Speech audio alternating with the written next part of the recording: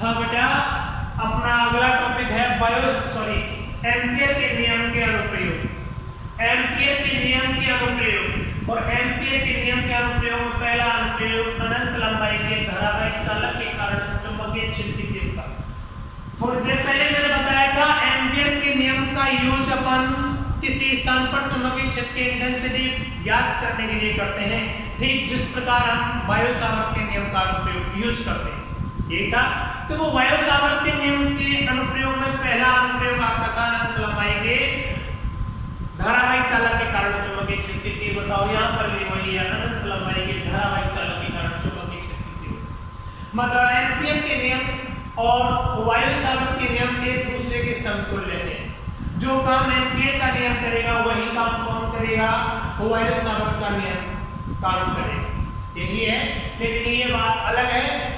वायु सामर्थ्य के नियम से क्रिटिकल वैल्यू फाइंड आउट करते होते हैं, जबकि एम्पियर के नियम से जो इजीली आप जो धारा का वितरण हो रहा है, किसी तार में धारा का प्रवाह हो रहा है, वो सममित रूप से एक समान रूप से धारा का प्रवाह हो रहा हो, उस वाली कंडीशन में अपन एम्पियर के नियम को लागू करते हैं। लेकिन दोनों एक दूसरे के समतुल्य हैं। एम्पियर के नियम से अपन क्या प्रूव कर सकते हैं? वायु सामर्थ्य का नियम और वायु सामर्थ्य के नियम से एम्पियर के नियम को जनरेट किया जा सकता है। ठीक बेटा, देखो आपका टॉपिक क्या है? अनंत लंबाई के धारावाहिक चालक के कारण चुंबकीय क्षेत्र की तीव्रता। अनंत लंबाई का, ये कोई अनंत लंबाई मैं मान लेता हूं, माना कोई ए बी अनंत लंबाई का धारावाहिक चालक है।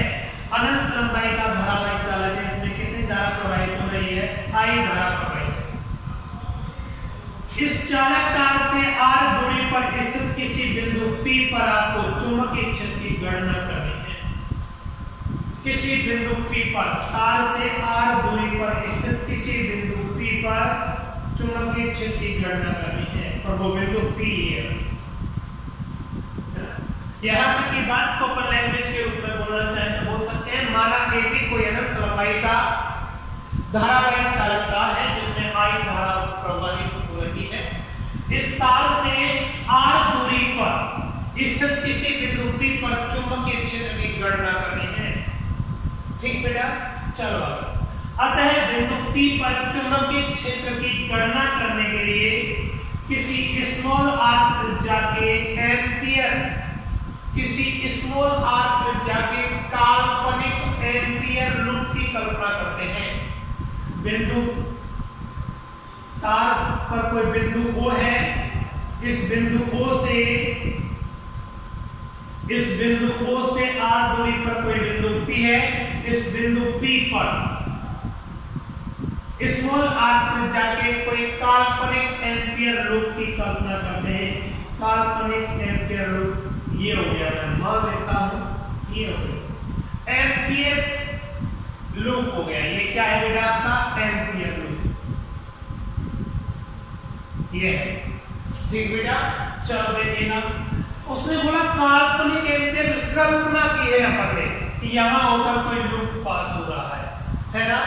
इस लूप पर मैं कोई डेल एल लंबाई का अल्पांश मान लेता हूं। इस लूप पर आपका कोई धारावाहिक चालक तार ये है, कोई बिंदु P यहाँ है, इस बिंदु P पर कोई एम्पियर लूप की कल्पना आपने ऐसे कर ली, ये कोई लूप है। इसका मतलब बिंदु P है वो इस लूप पर स्थित है। इसका मतलब क्या हो गया? जो धारावाहिक चालक है वो इस लूप के अंदर स्थित है। ऐसे ही है ना। चलो, इस लूप पर कोई dl लंबाई के अल्पांश की कल्पना करते हैं। आप देखो, आपने लूप ये माना, लूप पर कोई अल्पांश ले लिया, ये अल्पांश की इस स्थान पर डायरेक्शन ये होगी, इस स्थान पर अल्पांश की डायरेक्शन ये होगी, इस स्थान पर ये होगी, इस स्थान पर ये होगी, इस स्थान पर ये होगी। होगी या नहीं होगी? ऐसे ही इस स्थान पर इस अल्पांश की जो डायरेक्शन होगी, दिशा होगी, किधर होगी? ये डायरेक्शन। बोलो कोई समस्या? आपको इस लूप के बिंदु P पर चुंबकीय क्षेत्र की गणना करनी है, और चुंबकीय क्षेत्र की गणना करने के लिए मैं मान लेता हूं चुंबकीय क्षेत्र B है, लेकिन इस चुंबकीय क्षेत्र B की दिशा क्या होगी? देखो बेटा, यहाँ बिंदु P पर चुंबकीय क्षेत्र की दिशा ज्ञात करने के लिए मैं दाएं हाथ का अंगूठे का नियम लागू करता हूँ। दाएं हाथ को इस प्रकार फैलाया जाए कि उसमें प्रवाहित धारा की दिशा अंगूठे की दिशा में हो, तो फैली हुई उंगलियों की दिशा कैसे होगी? मुड़ी हुई उंगलियों की दिशा चुंबकीय क्षेत्र की दिशा में डिनोट करेगा। यह आपका धारावाहिक चालकता है, आपने इस प्रकार से कर लिया। तो लूप भी आपका ऐसे ही था, लूप पर यहाँ अल्पांश लिया था, अल्पांश की डायरेक्शन किधर थी, अंदर की। ये तो डायग्राम में ऐसे आ रहा है, इसका मतलब ये अल्पांश, ये कौन हो गया, लूप हो गया। धारावाहिक चालकता ये हो गया आपका, ये कौन हो गया, लूप हो गया। इस लूप पर आपने अल्पांश यहाँ लिया तो लूप अल्पांश की डायरेक्शन अंदर की, और ऐसे पकड़ोगे तो इस स्थान पर चुंबकीय क्षेत्र की भी डायरेक्शन क्या होगी, अंदर की ओर होगी। इसका मतलब यहाँ अल्पांश और चुंबकीय क्षेत्र की दिशाएं परस्पर क्या है, समान है। इसका मतलब इनकी दिशाएं समान है, तो यहाँ थीटा की वैल्यू कितनी होगी बेटा, 0। क्या होगी, 0। चलो बेटा आगे आप देखिएगा, यहाँ पर मैं एम्पियर का नियम लागू करता हूँ। एम्पियर के नियम से, एम्पियर का नियम क्या है आपके पास, whole integration of B vector dot DL vector बराबर म्यू नॉट सिग्मा आई। यही था, मैंने आपको बताया था कहीं ऐसे लिखा हुआ हो या कहीं ऐसे लिखा हो, whole integration of L B vector dot DL vector बराबर म्यू नॉट सिग्मा आई, एक ही बात है। हो सकता है कहीं पर ऐसा भी लिखा मिले, whole integration of L B vector dot DL vector. इन दोनों का ही मतलब है संपूर्ण लंबाई, होल का मतलब कंप्लीट, इसका मतलब होल हो गया, होल मतलब पूरा, कंप्लीट लंबाई के सापेक्ष समाकलन। ये एल लिख दिया तो पूरी लंबाई के सापेक्ष समाकलन, एक ही बात है, आपको कंफ्यूज नहीं होना है। चलो बेटा देखो, A vector dot B vector बराबर ए बी cos थीटा होता है, integration of L B vector dot DL vector बराबर क्या होगा, B del L cos of theta बराबर mu not sigma. Now theta की वैल्यू कितनी है बेटा, 0। बी और डेल एल के मध्य कोण 0 है, और आपको पता है cos 0 का मान कितना होता है, 1। इसका मतलब क्या आ गया, integration of B into del L बराबर म्यू नॉट सिग्मा आएगा। आप देखिएगा आगे, बी चूंकि जो चुंबकीय क्षेत्र है वो संपूर्ण एम्पियर के लूप पर, पूरे एम्पियर के लूप पर परस्पर क्या रहेगा, इक्वल रहेगा। क्यों, इस लूप की चालक तार से दूरी है वो क्या है, नियत है। दूरी r है वो क्या है बेटा, नियत। जब दूरी इस लूप की दूरी तार से क्या हो गई, नियत हो गई, नियत दूरी हो गई बेटा। चलो दूरी नियत हो गई तो पूरे लूप पर चुंबकीय क्षेत्र B का मान नियत रहेगा, क्योंकि B बराबर क्या है, नियत। क्यों, संपूर्ण लूप पर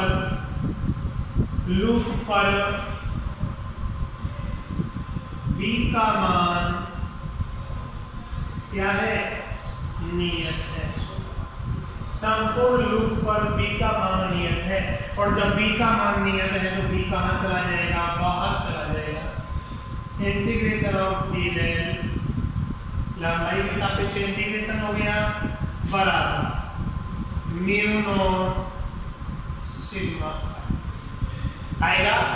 अब देखो बेटा, इंटीग्रेशन ऑफ डेल एल लंबाई का यहाँ अल्पांश लिया था, ये डेल एल पूरे लूप को मैं डेल एल बहुत सारे डेल एल लंबाई के अल्पांशों से मिलकर बना मान लो, और सारे अल्पांशों का प्रयोग करवा तो पूरा लूप आएगा। पूरा लूप का मतलब इस लूप की परिधि आएगी, है ना।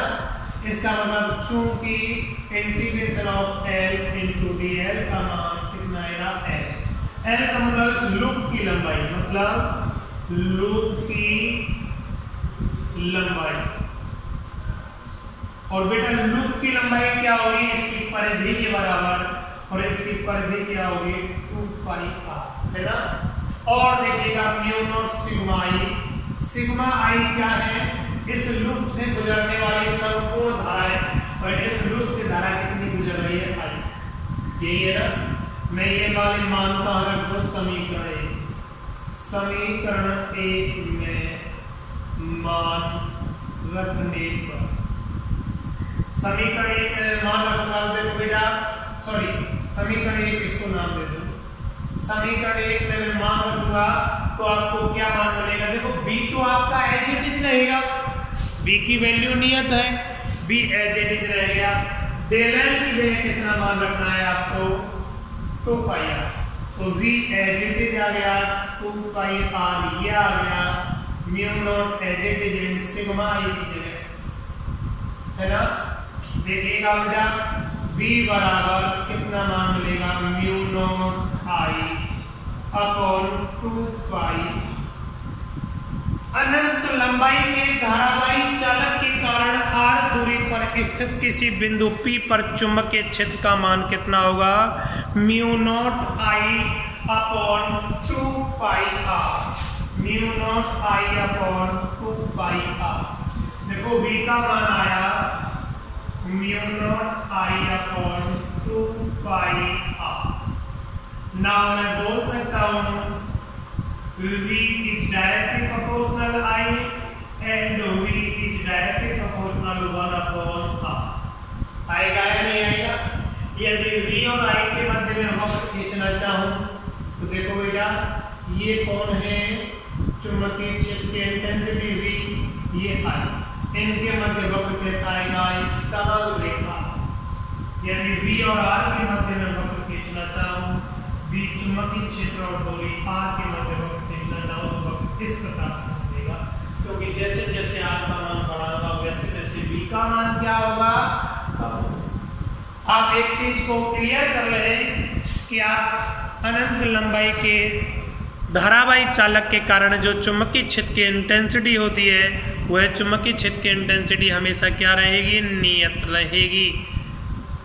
ये किस बात के ऊपर डिपेंड करेगी, उस चालक में प्रवाहित धारा के ऊपर डिपेंड करेगी। इसके अलावा चालक से दूरी पर निर्भर करेगी कि चालक से उस अभिष्ट बिंदु की दूरी क्या है। ठीक है बेटा, चलो धन्यवाद।